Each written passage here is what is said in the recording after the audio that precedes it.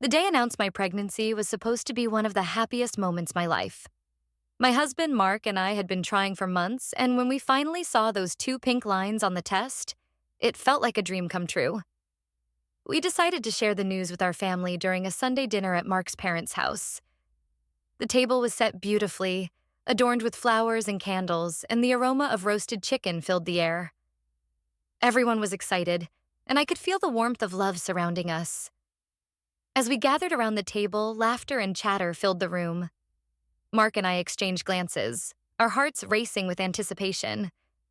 Finally, after the main course, Mark stood up, raising his glass. "Everyone, can I have your attention?" he called out, his voice steady but filled with excitement. "We have some news to share." The room fell silent and all eyes turned to us. I felt a rush of adrenaline as I took a deep breath, ready to share our joy. "We're having a baby," Mark announced, his eyes sparkling with happiness. The room erupted in cheers and applause. My mother-in-law, Linda, rushed over to hug me tightly, tears of joy streaming down her face. "Oh my goodness, this is wonderful news," she exclaimed, her voice filled with emotion. I felt a wave of relief wash over me. The love and support from my family were overwhelming. But amidst the joy, I noticed my sister-in-law, Rachel, sitting at the far end of the table. Her expression was unreadable, a mix of surprise and something else I couldn't quite place. Rachel had always been competitive, and I couldn't shake the feeling that she was unhappy about our news. As the evening progressed, she remained quiet, her smile forced. I tried to brush it off, focusing on the love and excitement surrounding me. After all, this was a moment to celebrate, and I didn't want anything to dampen my spirits. As the night wore on, the conversation shifted to baby names and nursery themes. Everyone was eager to share their thoughts and ideas, and I felt a sense of belonging.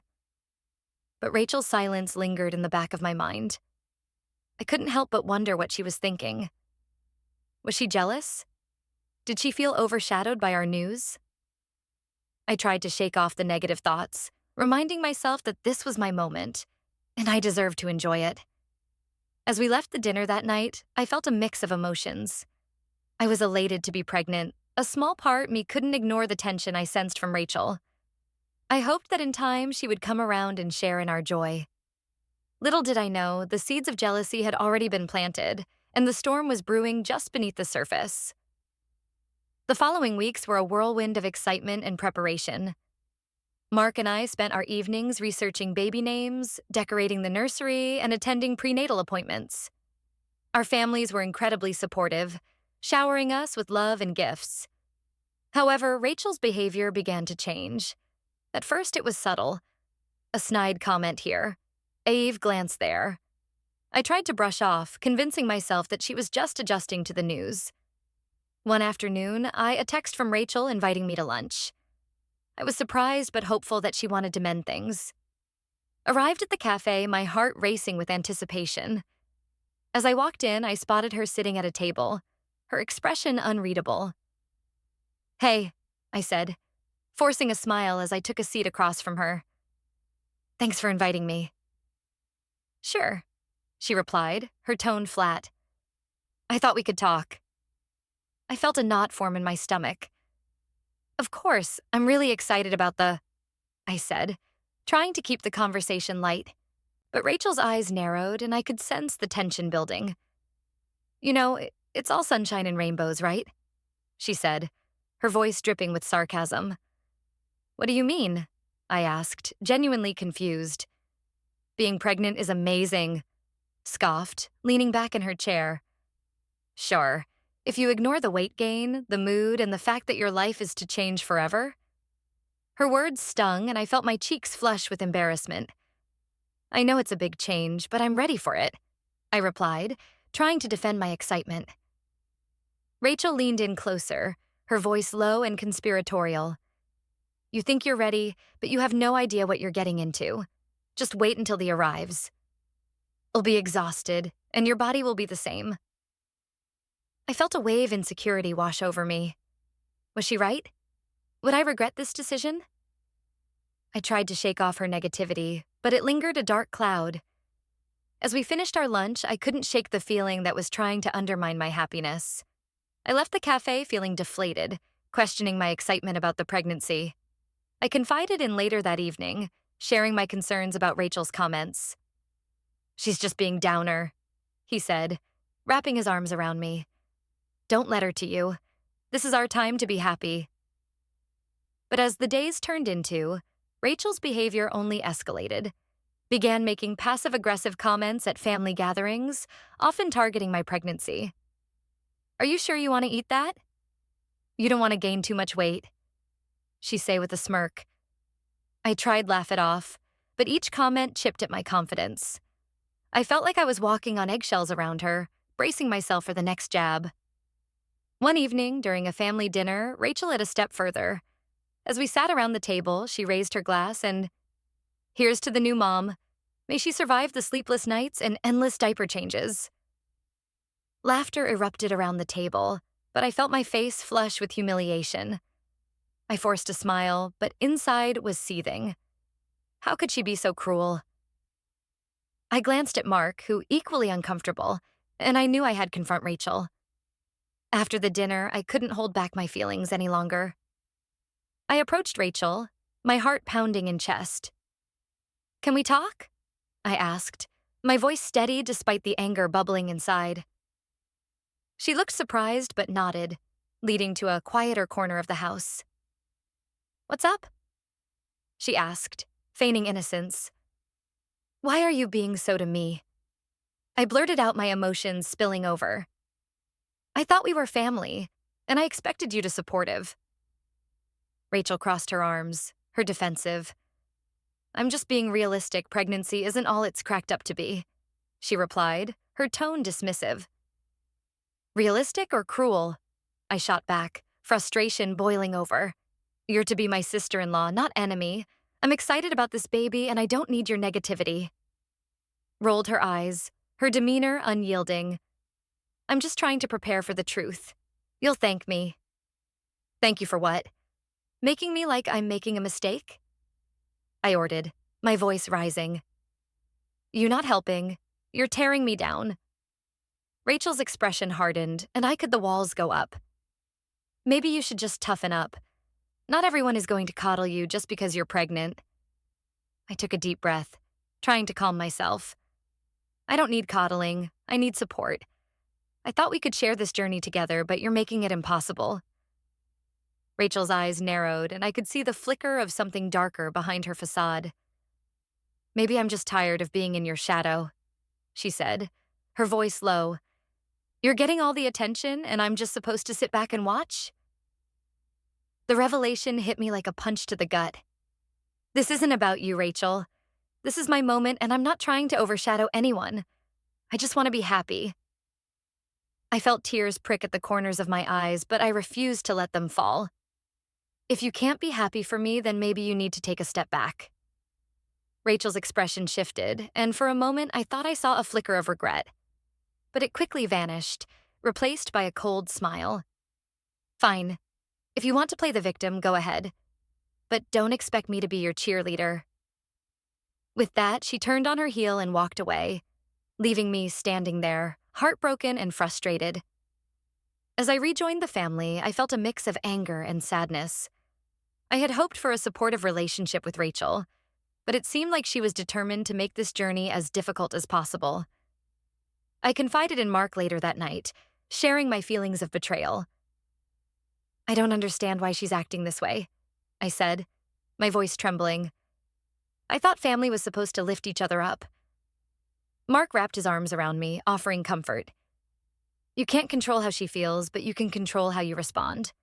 Focus on the love and support from those who truly care about you." I nodded, grateful for his unwavering support, but the sting of Rachel's words lingered in my mind. I knew I had to stay strong for my baby, but the emotional toll was beginning to weigh heavily on me.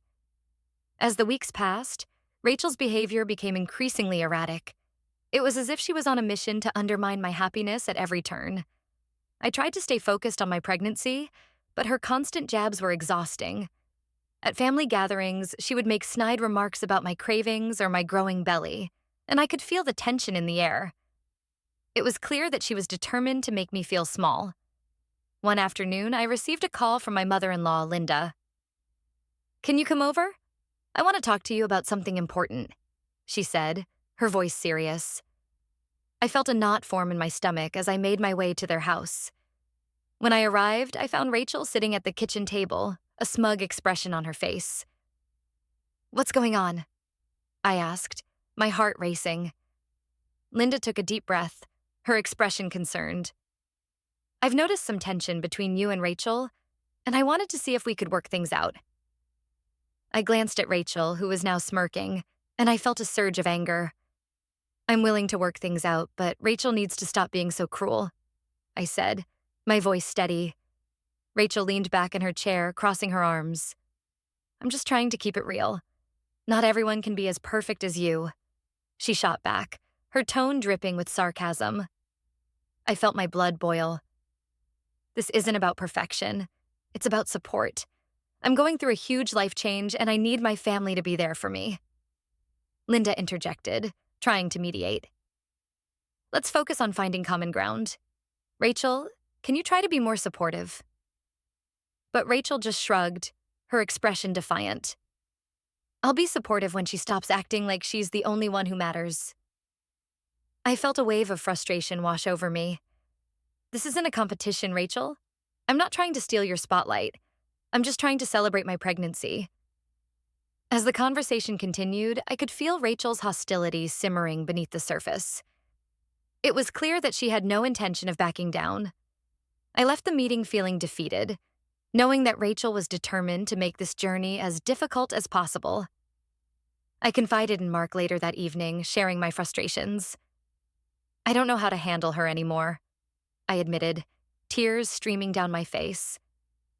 "It feels like she's trying to ruin everything." Mark held me close, his voice soothing. "You can't control her actions, but you can control how you respond. Focus on the love and support from those who truly care about you." I nodded, grateful for his unwavering support, but the emotional toll was beginning to weigh heavily on me. I knew I had to stay strong for my baby, but the constant negativity was exhausting. As the weeks turned into months, Rachel's behavior escalated. She began spreading rumors about me, telling family members that I was being irresponsible and that I wouldn't be a good mother. I felt my heart shatter as I heard the whispers behind my back. It was as if she was on a mission to humiliate me, and I couldn't understand why. One evening, I received a text from Rachel inviting me to a family gathering.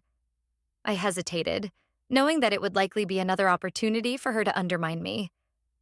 But I also knew that I couldn't let her control my life. I decided to go, determined to stand my ground and not let her negativity affect me.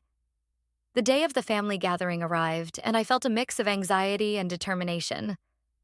I dressed carefully, choosing an outfit that made me feel confident and beautiful. As I arrived at Mark's parents' house, I could feel the tension in the air. Rachel was already there, her expression smug as she greeted me. "Look who decided to show up," she said, her tone dripping with sarcasm. I took a deep breath, reminding myself to stay calm. "I'm here to celebrate with family, Rachel. I'm not going to let you ruin this for me." As the evening progressed, I tried to focus on the positive conversations around me. Mark's family was excited about the baby, and I felt a sense of warmth and love. But Rachel was relentless, making snide comments and trying to provoke me at every turn. At one point, she leaned over to me and said, "You know, I heard that pregnancy can really change a person. I hope you don't lose yourself in all of this." I felt my blood boil, but I refused to let her get to me. "I'm not losing myself, Rachel. I'm embracing this new chapter in my life, and I won't let you take that away from me." As the night wore on, I could feel the tension building. Rachel continued to make passive-aggressive comments, and I knew I had to confront her once and for all. I pulled her aside, my heart racing. "We need to talk," I said, my voice steady. "I'm tired of your negativity, and I won't let you humiliate me anymore.